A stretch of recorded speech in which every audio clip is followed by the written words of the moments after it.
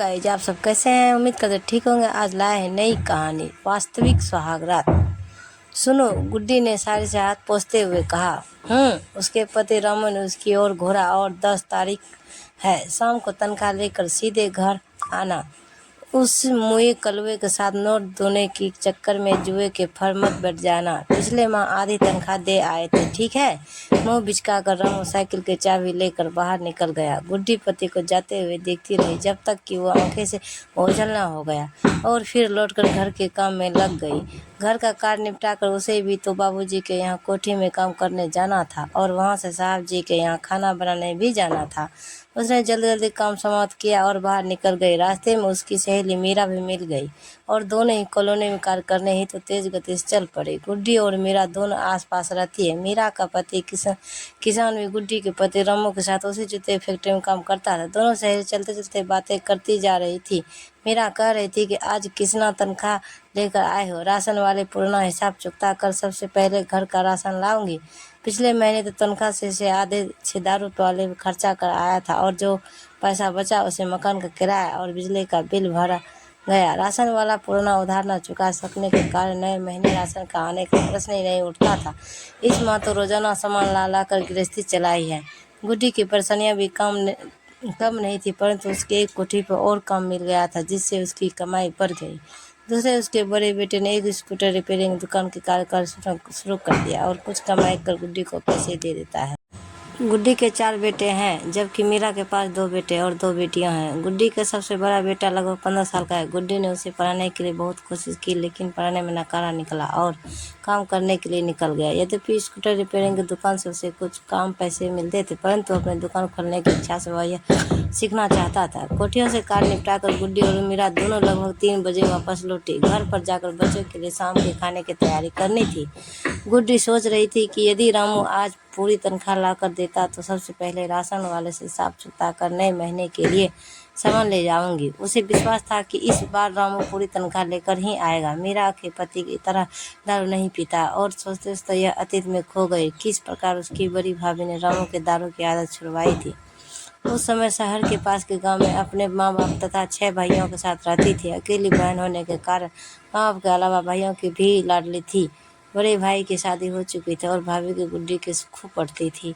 माँ बाप बहुत अधिक पैसे वाले नहीं थे। बचपन में माँ बाप ने उसे पढ़ाने की कोशिश की, पढ़ने में उसका मन नहीं लगा और तीसरी कक्षा का आगे नहीं पढ़ सकी।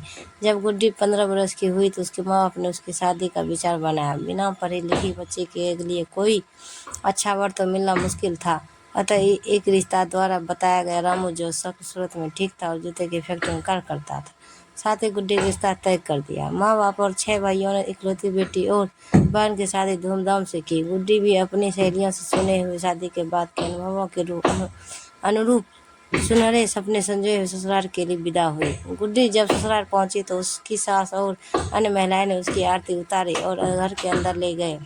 पूरे दिन रिश्तेदार और पुरुष स्त्रियों द्वारा मुँह दिखाए आदि की रस्म पूरी करने के बाद रात्रि को थकी मादी गुड्डी पति के कमरे में पहुंच दी गई। गुड्डी पति के इंतजार में बैठी रही और सुखद कल्पना में खो गए। 11 बजे 12 बजे, लेकिन पति का आगमन नहीं हुआ। रात को लगभग 1 बजे रामू जब कमरे में घुसा तो उसके मुंह से आ रही शराब की बदबू के कारण गुड्डी को उल्टी आने लगी। किसी तरह अपने आप को संभाल पति की ओर देखा, परंतु उधर से कोई प्रतिक्रिया नहीं मिली। थोड़ी देर बाद रामू पलंग पर एक तरफ लेट गया और खर्राटे होने लगे। गुड्डी की आंखें में नींद नहीं थी, फिर भी पलंग की दूसरी ओर लेट गई और अपनी की गई कल्पना के महल को टूटते हुए देखती रही। स्वागत के संजीले स्वप्न बिखरे चुके थे। सुबह लगभग 5 बजे रामू की नींद खुली और वह गुड्डी के शरीर पर हाथ फेरने लगे। गुस्से के कारण गुड्डी ने उसका हाथ झटक दिया, तब वह गालियां बकता हुआ कमरे से बाहर चले गए। गुड्डी की रुलाई फूट पड़ी। दूसरे दिन रामू रात लगभग 9 बजे आ गया, लेकिन उसके मुंह से शराब की दुर्गंध आ रही थी जो गुड्डी को असहनीय लगी। थोड़ा कम पिए हुए था, अतः गुड्डी ने उससे बात करने की कोशिश की, लेकिन वह गुड्डी की बातें ना सुनकर लड़खड़ाते जुबान में कुछ कह रहा था और थोड़ी देर बाद लेटकर सो गया। गुड्डी के पास अपने भाग्य को दोष देने के अलावा कुछ नहीं था। लगभग 2 घंटे बाद रामू का नशा कम हुआ तो वह गुड्डी के शरीर से खेलने लगा। गुड्डी का गुस्सा बहुत था, परंतु कुछ सोचकर उसने मना नहीं किया। इस प्रकार दूसरे बीती। गुड्डी की सहेलियों ने बताया था कि स्वागत के दिन पति कुछ न कुछ उपहार अवश्य देते हैं, परंतु यहाँ तो गुड्डी को गालियाँ ही मिली और इस प्रकार दिन बीतने लगे। गुड्डी ने भी इसे अपना भाग मानते हुए समझौता कर लिया। जो जाना था उसे उठकर घर के कानों में लगाना और रात्रि को शराब पाते रात्रि को अपने शरीर का नियति समझ लिया था। लगभग 20 दिन बाद आज गुड्डी बहुत खुश था, क्योंकि आज उसका भाई उसके विदा करने आ रहा था। सावन का महीना है, जो भाई आया है उस गुड्डी को खुशी खुशी उसके साथ अपने प्यार के लिए रवाना हुई। माँ बाप से मिलकर पहले तो गुड्डी खूब रोई, जो स्वाभाविक था, परंतु यह सोच कर कि माँ बाप को दुख होकर ससुराल की वास्तविक को छुपा लिया। हालांकि गाँव की सहेलियों सामने बातचीत में उसकी दुखद कहानी उसके मुँह से फूट पड़ी। सहेलियाँ भी सिर्फ 7वां दिन ही अतिरिक्त क्या कर सकती थी। राखी वाला दिन भी आ गया था। गुड्डी ने 6 भाइयों कलेयों पर राखी बांधी और सभी से उपहार प्राप्त किया। घर में बड़ी भाभी की आंखें से गुड्डी की अस्वस्थता छुपी नहीं रही सकी और उसने एक दिन दोपहर में गुड्डी को अपने कमरे में ले जाकर उसकी आप बीती पूछी ही ली। गुड्डी भाभी से लिपट कर खूब रोई। भाभी को यह समझाते देर नहीं लगी कि गुड्डी के दुख का कारण पति का शराब पीना और भैया भी जानती थी शराब की लत आसानी से नहीं छूटती। उसकी भाभी ने गुड्डी के साथ मिलकर यह एक योजना बनाई। 4 दिन बाद गुड्डी के पति उसने लेने आया। शराब पिए हुए थे। गुड्डी ने उसे दरवाजे पे रोककर अपने माता पिता के पास ना जाने की बात कही और गांव की स्थिति धर्मशाला में उसने रुकने का इंतजाम करा दिया और कहा कि सुबह बिना शराब पिए आएगा तभी माता पिता हो सकेगी। रामू को बुरा तो बहुत लगा, लेकिन कोई दूसरा रास्ता नहीं था। धर्मशाला में जाकर सो गया। सुबह नहा धोकर ससुराल पहुंचा और गुड्डी ने अपने माता पिता से मिलवाया। रामू ने माता पिता से गुड्डी को ले जाने की बात कही तो माता पिता ने गुड्डी की बड़ी भाभी को बुलाकर विदा की तैयारी करने का आदेश दिया। भाभी गुड्डी के पति को अपने कमरे में लेकर गई और स्पष्ट शब्दों में गुड्डी की विदा करने से मना कर दिया। कारण पूछने पर उसने कहा कि आपको शराब और गुड्डी में से एक को ही चुनना पड़ेगा। आप पूरे समाज के सामने कभी भी शराब न पीने की शपथ लें और गुड्डी से गाली गलौज न करने का वचन दें, तभी विदा के बारे में सोचा जा सकता है। गुड्डी के पति का गुस्सा 7वें आसमान में था और गुड्डी को तलाक धमकी दे बिना गुड्डी को अपने घर लौटाया। बिना बहू के लौट के आने के रामू को माता पिता आश्चर्यचकित थे। जब रामू ने उन्हें गुड्डी के निर्णय के बारे में पता तो वह भी अंदर ही अंदर बहुत खुश हुए, क्योंकि वह भी चाहते थे कि रामू की शराब छूट जाए।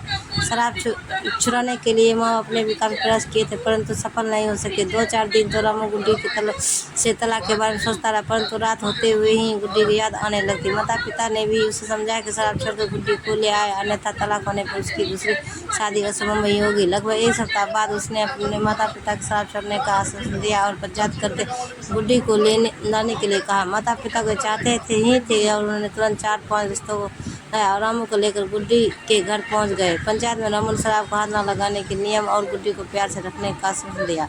यह सुनकर गुड्डी के माँ बाप भाई भाभी तथा सभी रिश्तेदार बहुत खुश हुए। रामू के माँ बाप अंदर ही अंदर भगवान गुड्डी तथा गुड्डी की भाभी को धन्यवाद दे रहे थे। धूमधाम से गुड्डी की विदाई हुई और जाते जाते भाभी ने गुड्डी को एक चिकुटी भरी गुड्डी भरी से एक बात पुनः लिपट गई। आज गुड्डी पुनः ससुराल आई थी। दिन में सास और पड़ोसियों को मीठी मीठी बातें कर शाम को अपने कमरे में पहुंची और कमरे को गुलाब के फूलों सजाया। रात्रि में शाम के जोड़े पलंग पर बैठकर पति का इंतजार करने लगी। मेज पर केसर के दूध का गिलास उसने पहले ही रख लिया था। रामू 8 बजे घर आया और सीधा अपने कमरे पहुंचा। आज उसके हाथ में चमेली के फूलों का गहरा गजरा था और मुँह से पान की खुशबू आ रही थी। कमरे में घुसते हुए उसने कुंडी बंद की और की बालों में गजरा लगाकर गुड्डी को चूम लिया। कुत्ते की जेब से एक चांदी का नेकलेस निकालकर गुड्डी के गले में डाल दिया। गुड्डी भी रामू से चिपक आज को ही वास्तविक स्वागत मान रही थी। इस समय भी वह मन में अपने भाभी को धन्यवाद देना नहीं भूली थी। तो ये गाइस, ये कहानी आपको कैसा लगे तो लाइक करें, कमेंट करें। मिलते हैं अगले अच्छी सी कहानी लेके साथ। Bye bye guys.